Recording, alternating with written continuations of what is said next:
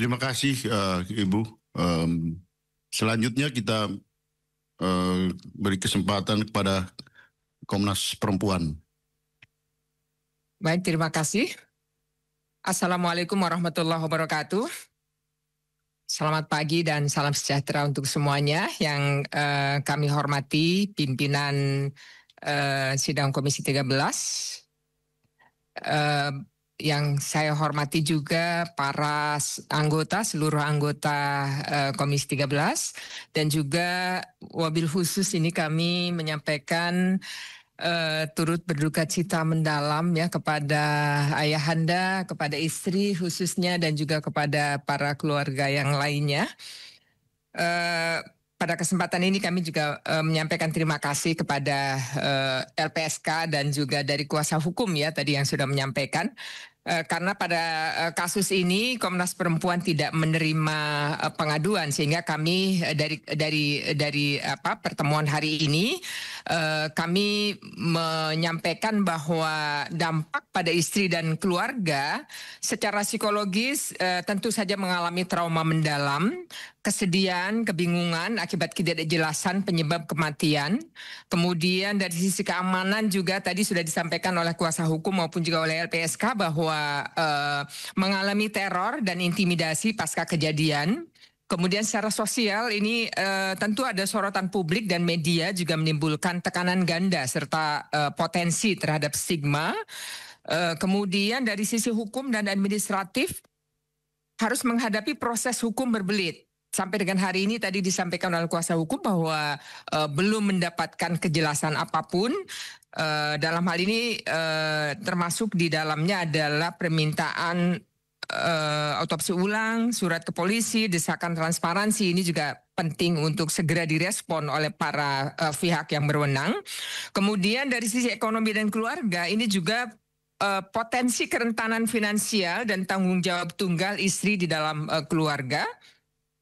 Berikutnya kami mencoba melakukan analisa sementara dari kasus ini, menunjukkan kerentanan perempuan sebagai istri korban dalam mencari kebenaran dan keadilan hukum, kemudian juga menghadapi tekanan sosial dan publik, melindungi diri dan anak dari ancaman keamanan. Kemudian juga kalau kita analisa dari sisi potensi isu HAM dan gender, hak atas rasa aman khususnya pada istri dan keluarga korban itu jelas terganggu. Kemudian bahkan juga tidak hanya keluarga, tetapi juga mungkin keluarga lapisan di atasnya maupun lapisan di bawahnya juga boleh jadi juga mengalami gangguan terkait dengan keamanan terganggu. Kemudian juga hak atas keadilan dan kebenaran belum terjamin. Ini saya kira juga sangat urgent dan sangat mendesak. Kemudian perempuan sebagai keluarga korban ini berada dalam posisi yang sangat rentan ganda. Jadi selain trauma juga beban advokasi. Dalam hal ini Komnas Perempuan perlu terus memantau dan kami siap memberikan dukungan jika ada pengaduan resmi dari keluarga korban. Jadi kami mohon maaf karena belum ada pengaduan langsung, sehingga sementara ini kami mengikuti tetapi hanya dari media dan publikasi lain. Demikian. Terima kasih Bapak Pimpinan. Baik, terima kasih Pak Kuasa Hukum, LPSK, dari Kementerian HAM, dan juga dari Komnas Perempuan. Selanjutnya kita beri kesempatan kepada teman-teman Komisi 13 untuk melakukan pendalaman terhadap peristiwa, terhadap kasus ini gitu. Dari yang tadi oleh Pak Kuasa Hukum menyampaikan bahwa ini dark case ya supaya ini menjadi lebih jelas. Dan untuk menjadi lebih jelas ini tolong nanti teman-teman melakukan elaborasi terhadap kasus ini gitu. Silakan kita terbuka. Dari mana dulu? Pak Muzamil, Presiden PKS yang baru ulang tahun. Silakan. Baru selesai. Baru munas pimpinan. Terima kasih pimpinan, para anggota, wabil khusus keluarga almarhum diplomat Arya Daru Pangayunan, Bapak dari almarhum dan istri dan tim pengacara serta dari LPSK, dari Komnas dan dari satu lagi apa tadi? Dirjen HAM ya. Ya, saya kira kasus ini kita ikuti bersama di publik dan tentu kalau kita berempati kepada keluarga, jika kita menjadi bagian dari keluarga, tentu ini memang hal yang sangat dibutuhkan keluarga. Pengungkapan fakta wafatnya almarhum secara lebih terbuka, transparan, apa hal-hal yang belum jelas, kesaksian para saksi, lalu peristiwa-peristiwa yang otopsi dan lain-lain. Saya kira ini hak ajasi keluarga korban. Ya. Jadi kami sangat mendukung pimpinan kita, mitra kita Kementerian Hukum HAM dan Komnas HAM, tentu apa yang bisa kita fasilitasi untuk mendukung pengungkapan kasus secara lebih mendalam, tentu ini bagian dari kewajiban kita di Komisi 13. Ya.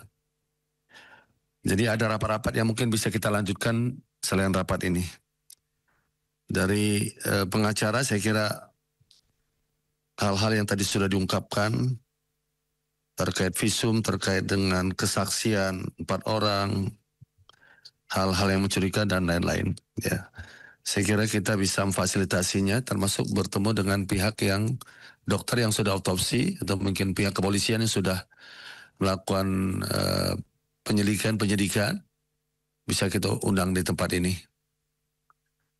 Yang kedua, pimpinan luar itu, bisa nggak kita mendengar kalau ini rapat terbuka atau keluarga minta tertutup, terserah pihak keluarga, kesaksian tambahan. Adakah sebelum peristiwa ini ada ungkapan-ungkapan, tentu kedekatan seorang istri, kedekatan orang tua itu orang yang paling dekat, ya, yang bisa mengungkap isyarat-isyarat akan ada peristiwa tertentu yang diungkapkan oleh almarhum.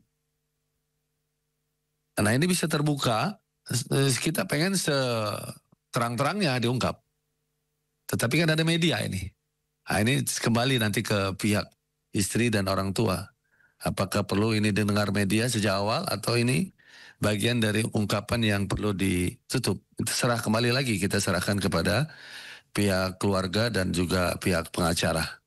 Nah, dari situ kita bisa mendapatkan informasi lebih, ya. Apa yang sesungguhnya dicurigai, dikhawatirkan pihak keluarga itu kita dapatkan selain proses-proses penyidikan yang sudah berlangsung. Ini kan sudah berlangsung, Pak. Semuanya tidak ada fakta lain, novum baru apa ini? Ya. Saya kira itu penting kita dengar dari istri dan juga dari orang tua almarhum. Demikian pimpinan sebagai pendapat dari kami. Assalamualaikum warahmatullahi wabarakatuh. Terima kasih Pak Musamil. Tadi satu poin pintu masuk yang menurut saya bagus yang disampaikan oleh dari Kementerian HAM tadi, bahwa Kementerian HAM pun berpendapat hasil kesimpulan tentang kematian Arya Daru Pangayunan ini yang telah disampaikan Kepolisian Republik Indonesia ini seyogianya tidak menjadi kesimpulan final. Ini penting. Jadi ini pintu masuk yang bagus ini menurut saya ya. Nah ini teman-teman yang menutup sama sekali kemungkinan adanya dugaan penyebab lain gitu. Saya kira ini satu poin yang bisa menjadi pintu masuk. Melalui pertemuan ini kita mendesak ya melalui Kementerian HAM untuk mendesak ke pihak penyidik untuk melakukan proses ulang, untuk melakukan penyelidikan ulang gitu. Ya ini ya pandangan saya gitu melihat konstruksi peristiwa tadi gitu. Saya tidak berpretensi jadi penyidik di sini. Tapi tugasnya mereka dan itu transparan, harus transparan. Oke, baik, saya kira silakan dilanjutkan. Pak Polisi mungkin. Pimpinan, Oh, pimpinan. Gimana? Saya dari penasihat hukum. oh ya, sorry. Mohon sebelum dielaborasi kembali, menanggapi apa yang tadi dari Kementerian HAM sampaikan, yang pada poin 3 itu sangat betul. Kami berlandasan pada hasil pemeriksaan psikologi forensik. Dalam pemeriksaan psikologi forensik, ini jelas dikatakan bahwa ini harus ditindaklanjuti. Kalimatnya menyatakan bahwa meski penyebab kematian Daru sudah mengarah pada cara kematian tertentu, tapi diagnosis mental dan dinamika psikososial Daru perlu digali dan dianalisis lebih mendalam dengan melakukan wawancara kepada pihak-pihak yang secara signifikan dapat menggambarkan diri Daru seperti orang tua dan rekan kerja di bagian yang sama. Analisis lebih lanjut terhadap barang pribadi seperti laptop, handphone yang sehari-hari digunakan perlu dilakukan. Namun hingga laporan ini disusun, orang tua dan rekan kerja Daru belum dapat ditemui karena masih dalam kondisi berduka. Handphone yang sehari-hari digunakan juga belum ditemukan keberadaannya, sehingga semakin sulit untuk mendapat gambaran yang lebih definitif mengenai diagnosis kesehatan mental Daru. Nah, ini berarti masih membuka peluang karena orang tua Daru pun belum pernah didiagnosis, diambil keterangannya. Dan handphone pun sampai sekarang masih dinyatakan hilang oleh pihak kepolisian. Padahal untuk menemukan handphone itu di alam yang canggih sekarang ini sangatlah mudah bagi pihak kepolisian. Nah, ini menjadi catatan kita bersama, pimpinan sidang. Dan hal lain yang perlu kami sampaikan adalah kami selalu menyatakan bahwa tolong didalami pemeriksaan dan dikembangkan pemeriksaan pertama terhadap seseorang yang bernama Farah yang saat itu berada bersama almarhum ketika dari Kemlu ke makan siang di Pos Blok, kemudian sore harinya berada di Grand Indonesia. Kemudian Dion yang bersama-sama juga dengan almarhum pada saat itu. Kemudian supir taksi yang mengantar almarhum dari GI ke Kemlu dan supir taksi yang mengantar almarhum dari Kemlu ke tempat kos almarhum. Dan yang paling penting, saya kira detail kasusnya, saya kira itu nanti bagian dari proses antar pengacara dan kuasa hukum dan penyelidik ya. Ya, baik. Tapi saya ingin teman-teman melakukan elaborasi dulu untuk kemudian kita buat kesimpulan yang sifatnya kebijakan policy untuk untuk menindaklanjuti ini gitu. Selanjutnya itu tugas dari ya pihak penyidik dan ya pengacara. Yang penting itu juga polisinya itu terbuka. Jadi orang tahu gitu proses ini gitu. Jadi tidak menjadi dark lagi gitu. Tapi menjadi lebih bright. Silakan siapa dulu? Pak Maruli dulu.